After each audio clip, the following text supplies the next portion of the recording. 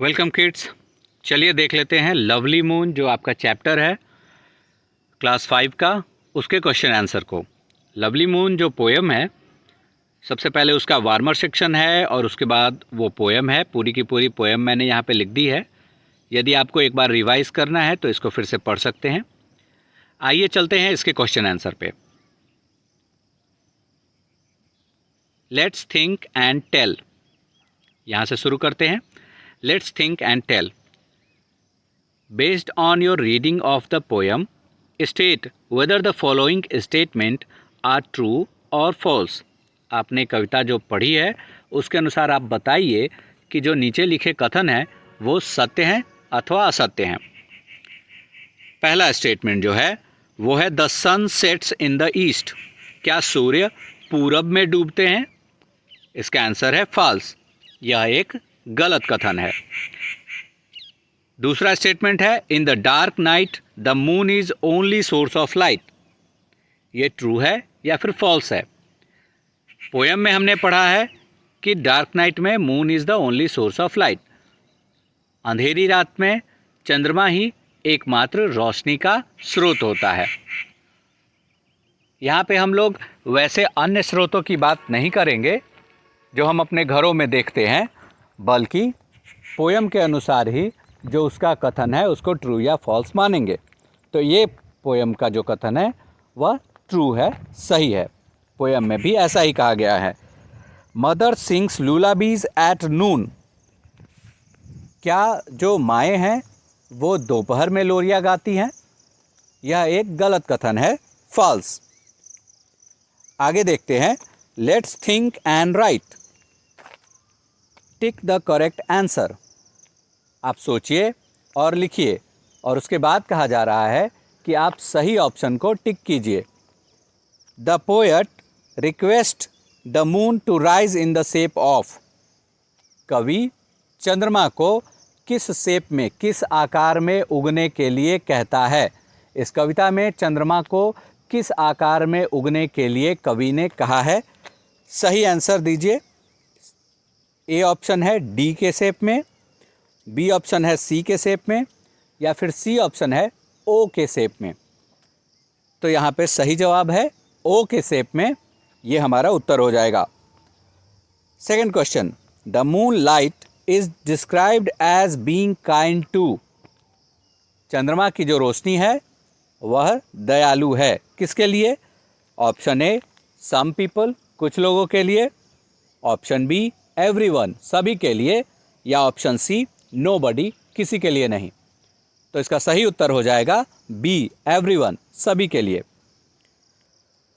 अब आते हैं शॉर्ट आंसर क्वेश्चन जो है हमारा। Answer the following questions. और इसमें पहला क्वेश्चन है why do the children request the moon to come soon. बच्चे चंद्रमा को जल्दी आने के लिए क्यों कहते हैं? इसका सही उत्तर हम लोग इस प्रकार से लिख सकते हैं। द सन हैज सेट, सूरज डूब चुके हैं। And the night has arrived, और रात्रि आ गई है। Now there is darkness all around, अब चारों तरफ अंधेरा है। And it is difficult for children, और अब यह मुश्किल हो गया है बच्चों के लिए to play on the ground, मैदान में खेलना। So they request the moon to come soon, और इसीलिए वह चंद्रमा से निवेदन कर रहे हैं कि आप जल्दी आइए। हिंट इसका देख लेते हैं। हमारे कविता के ही एक पंक्ति में इसका हिंट छुपा हुआ है, वहीं से हमने इस आंसर को लिखा है। The sun has gone to the west, the night has arrived in haste, now darkness is all around, how can we play on the ground. ये कविता की एक पंक्ति है, पोएम में एक पूरी पंक्ति है। उसी के अनुसार हमने उसी के भाव को समझकर इस उत्तर को लिखने का प्रयास हम करेंगे। Second question, why are babies delighted at the sight of the moon. बच्चे चंद्रमा को देखकर खुश क्यों हो जाते हैं? Answer, the moon remove the darkness, चंद्रमा अंधेरे को मिटाता है। ऑफ द नाइट, रात्रि के। And make our earth beautiful, और हमारे धरती को सुंदर बनाता है। एंड ब्राइट, और चमकीला। It has a pleasing light, इसकी जो रोशनी है वह काफ़ी सौम्य है।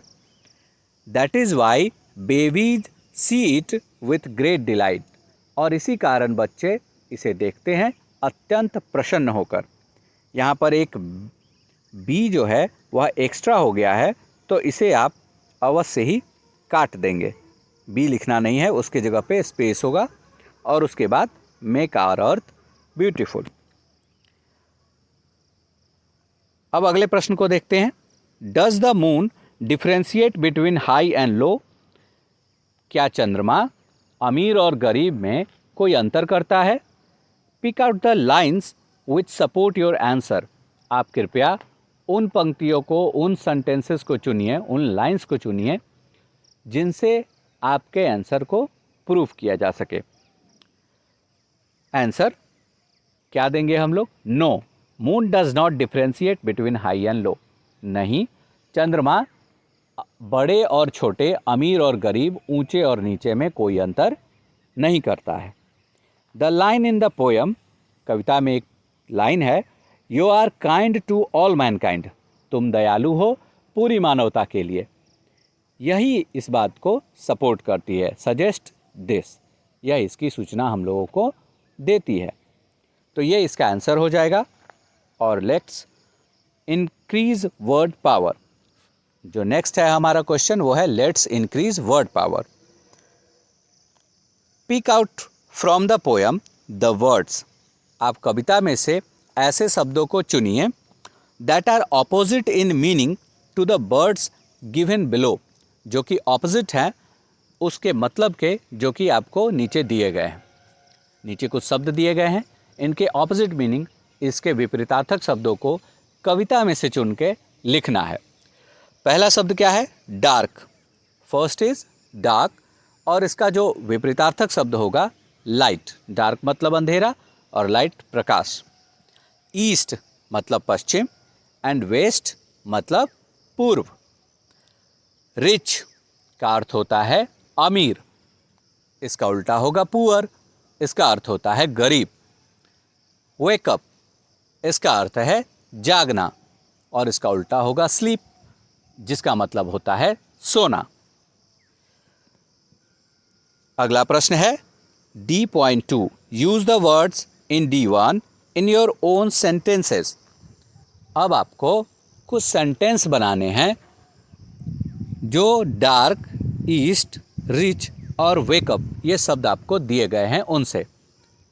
तो ये सेंटेंसेस बनाने का आप लोग प्रयास करेंगे। आगे देखते हैं राइम टाइम, और उन सेंटेंसेस में से कुछ को आप अवश्य ही कमेंट बॉक्स में कीजिए कि आपने कौन से सेंटेंसेस बनाए। राइम टाइम, राइमिंग करनी है। Look at the following rhyming words. आप राइमिंग वर्ड्स को देखिए जो नीचे लिखे गए हैं, जैसे moon, soon, around, ground. Now right the words that rhyme with the following. और नीचे कुछ और वर्ड्स दिए गए हैं, इसके राइमिंग वर्ड्स को लिखना है। जैसे लिखा हुआ था मैट, तो इसका राइमिंग वर्ड है कैट। लिखा हुआ है टीन, कीन लिखा हुआ है, तो इसका राइमिंग वर्ड है टीन। ट्रेल, इसका राइमिंग वर्ड जेल। उसी प्रकार सन का राइमिंग वर्ड है फन। सिप का राइमिंग वर्ड जीप। पैन, इसका चैन। बैग, इसका राइमिंग वर्ड होगा रैग। कार, और इसका राइमिंग वर्ड होगा जार। प्ले, इसका राइमिंग वर्ड है क्ले। Let's talk. अब क्लास की कुछ एक्टिविटीज़ करनी है जिसमें आपको बातचीत करना है। What pleasing experience do you have? आपकी क्या अनुभव है, सुखद अनुभव हैं ऑफ अ मूनलाइट नाइट, एक चांदनी रात के। एक चांदनी रात के आपके पास क्या सुखद अनुभव हैं? Discuss them in the class. उसे आप क्लास में डिस्कस कीजिए, उस पर आप चर्चा कीजिए।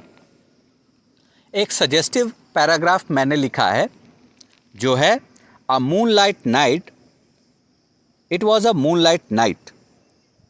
चांदनी रात थी। The moon was already high up in the sky. चंद्रमा आकाश में ऊपर उठ चुका था। It is white beams seem to reach in to the farthest corner of my room. इसकी सफ़ेद रोशनी मेरे कमरे के दूर दूर तक पहुंच रही थी।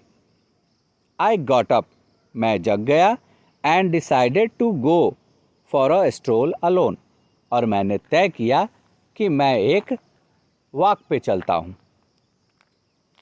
अकेले। इट वॉज अ कूल काम एंड फ्रेश टाइम। यह एक काफ़ी ठंडी, शांतिप्रद और फ्रेश यानी कि बिल्कुल फ्रेश टाइम था। The queen of the night the moon, रात की रानी चंद्रमा, was a full glory and pouring silver in its cool beams। ये अपने पूरे सवाब पर था और यह चांदनी रात में अपनी किरणों से चांदनी बिखेर रही थी। The earth was bathing in it that melting silver, और पूरी धरती उस पिघली हुई चांदी में नहा रही थी। The huts, the trees, the houses, झोपड़ियाँ, पेड़ पौधे और घर, were covered with white silver sheet, सब पर चांदी की सफ़ेद परत चढ़ी गई थी। I was now in a park, मैं अब एक पार्क में था। The flower beds looked colourful, फूलों की क्यारियाँ अब और सुंदर लग रही थी और रंगीन लग रही थी। The whole place seemed to be full of fragrance, और यह पूरा वातावरण जैसे महक उठा था, महक से भर गया था। इस प्रकार से एक कोई भी पंक्ति, कोई भी वाक्यांश आप बनाकर और उसे आप लिख सकते हैं। कोई भी ऐसी बात जो चांदनी रात में आपके सुखद अनुभव से जुड़ी हो, उसकी चर्चा आप कर सकते हैं। ये जो लिखा हुआ है वह बिल्कुल सजेस्टिव है, आप अपने मन से इसमें कुछ भी जोड़ घटा सकते हैं। आगे, let's write a few sentences about why childrens are afraid of darkness. कुछ सेंटेंसेस लिखिए कि बच्चे अंधेरे से क्यों डरते हैं। तो उसको मैंने लिखने का प्रयास किया है, आप बच्चे भी इसे लिखेंगे और पोयम का हेल्प लेंगे। चिल्ड्रंस हैव एक्टिव इमेजिनेशंस, बच्चों की जो मस्तिष्क है वो काफ़ी एक्टिव होती है और उसमें वो जो विचार करते हैं, इमेजिन करते हैं, वो भी काफ़ी ज़्यादा चंचल होता है। They might imagine monster under that bed, वो सोच सकते हैं कि उनके पलंग के नीचे कोई मॉन्स्टर छिपा हुआ है, कोई राक्षस है, और विचेज इन द क्लोजेस्ट, और या आसपास कोई चुड़ैल घूम रही है। Children might be afraid of being left alone, बच्चे डर सकते हैं कि वो अकेले रहने के केवल भाव से भी। After a day of being with others, सबके साथ दिन भर रह चुके हैं, रात में अंधेरा होते ही उन्हें लगेगा कि कहीं हम अकेले न रहें। Children might pick up on messages about the dark from TV, books और जनरल कन्वर्सेशन, बच्चे कुछ ऐसी बातें भी जो लोगों से सुनी हुई कि अंधेरे में ऐसा हो गया, ऐसी दुर्घटना हुई, या भूत प्रेत की कहानियाँ या तो उन्होंने टीवी में देखी हो, किताबों में पढ़ी हो, या सेवरल कन्वर्सेशंस में सुनी हो, कई सारी बात चर्चाओं में उन्होंने इस बातों को सुना हो, तो उसे पिक कर सकते हैं और उससे कुछ भी इमेजिन कर सकते हैं।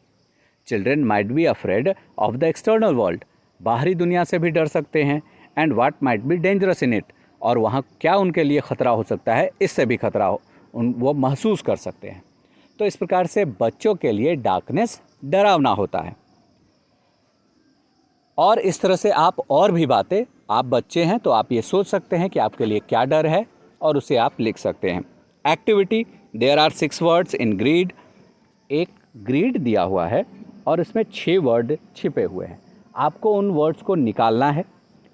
सर्किल देम आइदर वर्टिकली और horizontally, one has been done for you, and clue दिया हुआ है all the words are related to sky, एक आपके लिए करके दिया हुआ था ये क्लाउड वाला, और उसके बाद क्लू दिया हुआ था कि आप ये क्लाउड वाला करके दिया हुआ था,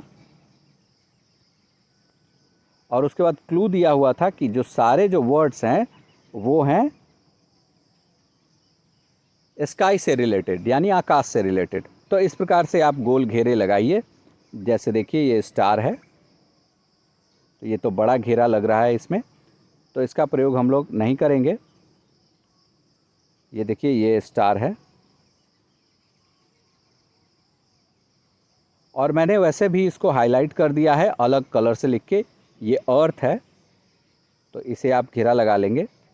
ये मून है, इसे एक इलेक्ट्रिकल घेरे से आप घेरेंगे। ये देखिए ये सन है, और ये है स्काई खुद। स्काई से रिलेटेड 1 2 3 4 5 एंड 6, तो 6 वर्ड्स हो गए जो स्काई से रिलेटेड है। इनको आप लोग पिक करके लिखेंगे और ख़ुद से करेंगे तो और मज़ा आएगा। इसको अलग अलग कलर भी कर सकते हैं। तो इसी के साथ आपका समाप्त हो गया ये पूरा चैप्टर और इसके क्वेश्चन आंसर को। जो भी इसमें डाउट हो उसे आप ज़रूर कमेंट बॉक्स में पूछिए और मैं उसे सॉल्व करने का प्रयास करूँगा। अगले वीडियो में मैं इसके वर्कबुक में जो क्वेश्चन दिए गए हैं उनका सॉल्यूशन लेकर आऊँगा। तब तक के लिए धन्यवाद।